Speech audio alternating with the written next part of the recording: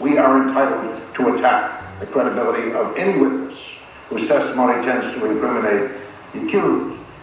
In addition to that, we have told you in our papers, and perhaps for the first time, that Detective Furhman then went on within hours to suppress vital evidence tending to exculpate the defendant, because he interviewed and asked questions of one Rosa Lopez, who lives next door, who saw the defendant's Bronco at its parking spot on Rockingham between 10:15 and 10:20 that night. He reported it to no one. There are no reports about it, and she has never been interviewed by the prosecution as of last night.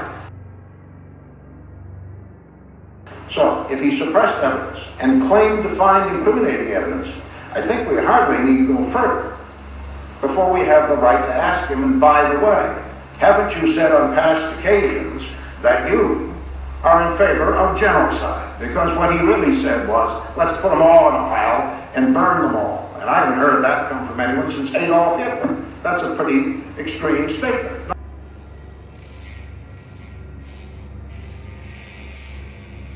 Letter from Kathleen Bell to O.J. Simpson's lawyer. The letter Kathleen Bell sent to O.J. Simpson's lawyer Johnny Cochran Jr. on July 19, 1995. I'm writing to you in regards to a story I saw on the news last night.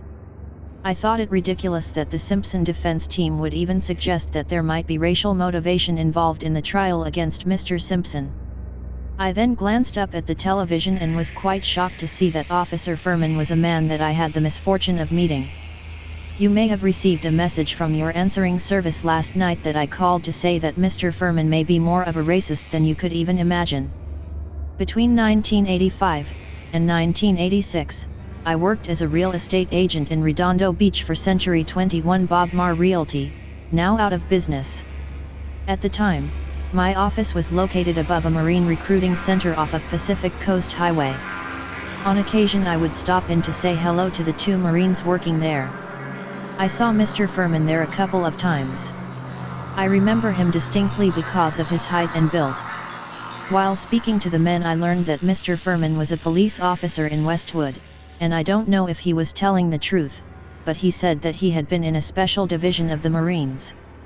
I don't know how the subject was raised, but Officer Furhman said that when he sees a nigger, as he called it, driving with a white woman, he would pull them over.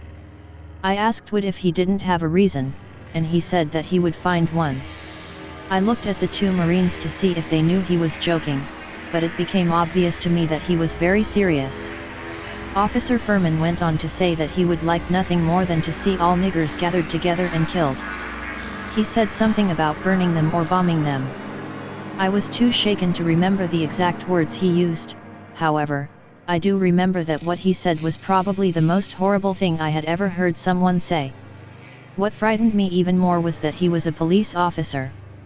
I am almost certain that I called the LAPD to complain about Officer Mark Furhman, yet I did not know his last name at the time. I would think that the LAPD has some record of this.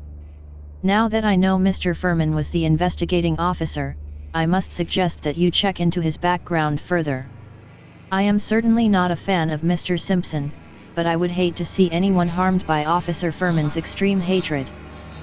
So, if he suppressed evidence and claimed to find incriminating evidence, I think we hardly need to go further before we have the right to ask him, and by the way, haven't you said on past occasions that you are in favor of genocide? Because what he really said was, let's put them all in a pile and burn them all. And I haven't heard that come from anyone since Adolf Hitler. That's a pretty extreme statement. Ron and Nicole were butchered by their clients. Do any of you believe otherwise?